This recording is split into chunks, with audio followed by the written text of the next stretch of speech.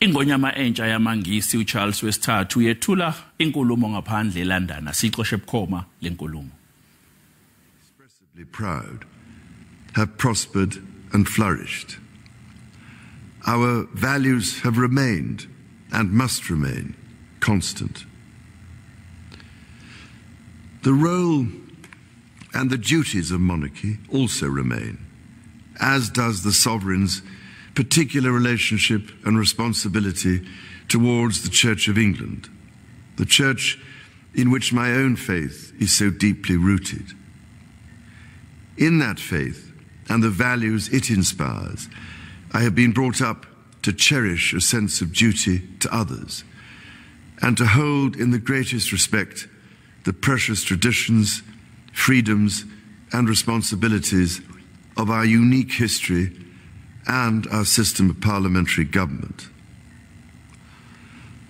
As the Queen herself did with such unswerving devotion, I too now solemnly pledge myself, throughout the remaining time God grants me, to uphold the constitutional principles at the heart of our nation.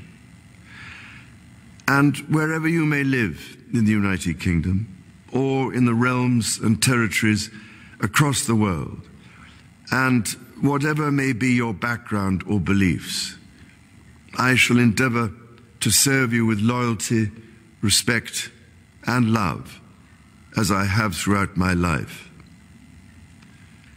My life will...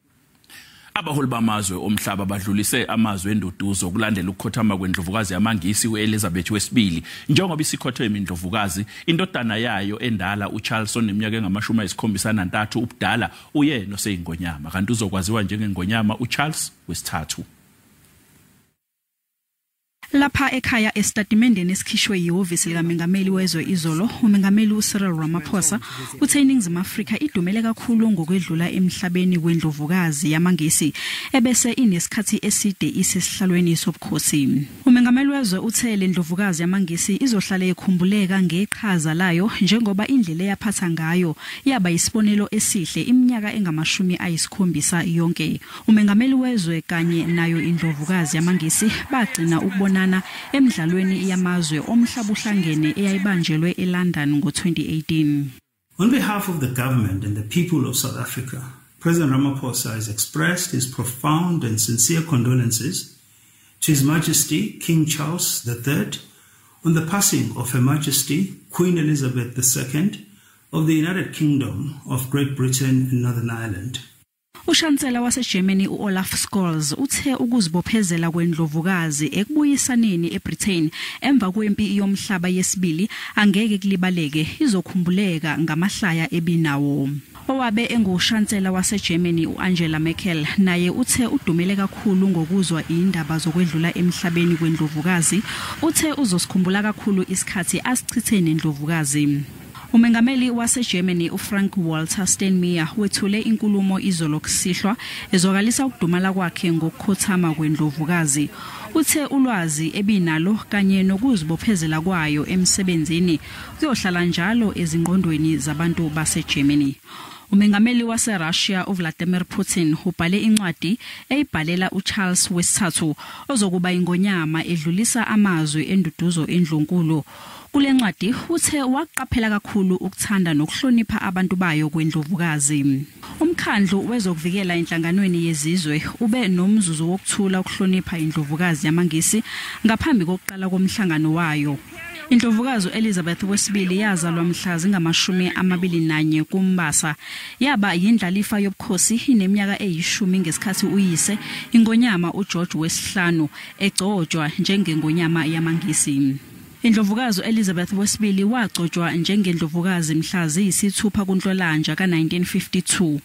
Ubesebuse iminyaka engamashumi ayisikhombisa kanti ubesengumuntu osebuse amaNgisi isikhathi eside ukwedlula ukhokho wakhe uQueen Victoria.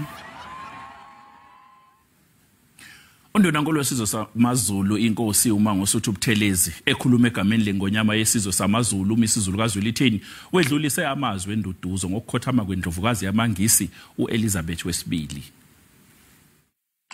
On behalf of His Majesty King Misuzulu Kazwelithini and the Zulu royal family, as well on my own behalf, as traditional Prime Minister of the Zulu monarch and nation, I extend our deepest condolences to the House of Windsor in this tragic hour as we mourn the passing of Her Majesty Queen Elizabeth II.